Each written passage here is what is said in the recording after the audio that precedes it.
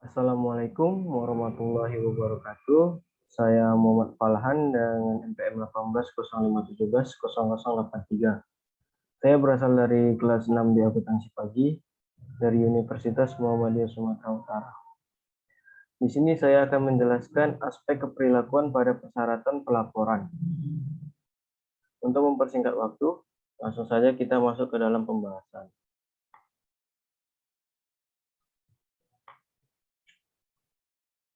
Yang pertama itu adalah syarat-syarat pelaporan.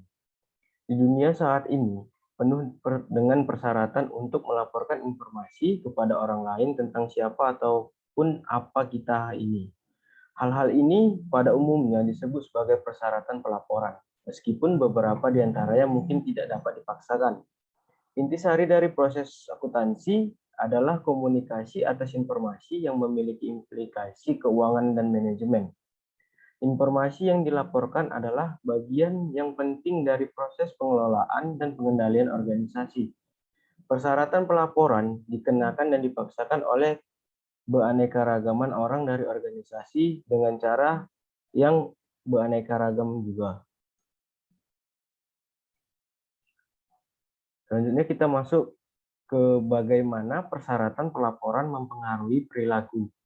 Yang pertama itu ada antisipasi pengguna informasi. Maksudnya yaitu pengirim menggunakan persyaratan pelaporan itu sendiri bersama-sama dengan informasi lainnya untuk mengantisipasi bagaimana penerima akan bereaksi terhadap informasi yang dilaporkan. Yang kedua yaitu prediksi si pengirim mengenai pengguna si pemakai. Maksudnya yaitu kadangkala seseorang merasa pasti mengenai bagaimana penerima akan menggunakan informasi. Sementara pada waktu-waktu lain seseorang tidak merasa mengenai bagaimana informasi tersebut digunakan. Yang ketiga yaitu intensif atau sanksi.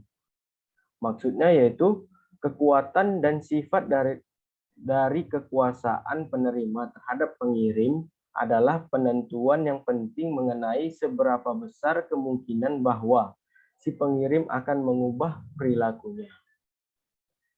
Yang keempat yaitu penentuan waktu. Penentuan waktu adalah faktor penting dalam menentukan apakah persyaratan pelaporan akan menyebabkan perubahan dalam perilaku pengirim atau tidak. Supaya persyaratan pelaporan dapat menyebabkan pengirim mengubah perilakunya, ia harus mengetahui persyaratan pelaporan tersebut sebelum ia bertindak. Masuk kita yang kelima yaitu strategi respon interaktif. Maksudnya yaitu ketika suatu persyaratan pelaporan baru dikenakan, strategi yang paling murah adalah untuk terus berperilaku seperti biasa, melaporkan sejujurnya perilaku tersebut, dan menunggu respon dari penerima. Jika tidak ada respon, maka strategi tersebut dapat diteruskan. Yang terakhir kita masuk ke pengaruh perhatian. Pengaruh perhatian dapat berdampak mengarah pada perhatian dianggap sebagai dampak dari pencatatan dan pembukanya dampak dari pelaporan informasi, karena dampak tersebut timbul dari kepentingan pengirim itu sendiri dan tidak bergantung pada informasi yang dilaporkan kepada siapapun. Selanjutnya kita masuk ke dampak dari persyaratan pelaporan. Persyaratan pelaporan dapat mempengaruhi perilaku di semua bidang akuntansi. Contohnya seperti akuntansi keuangan, akuntansi perpajakan, akuntansi sosial, dan akuntansi manajemen. Selanjutnya kita masuk ke penilaian dampak terhadap pengiriman informasi.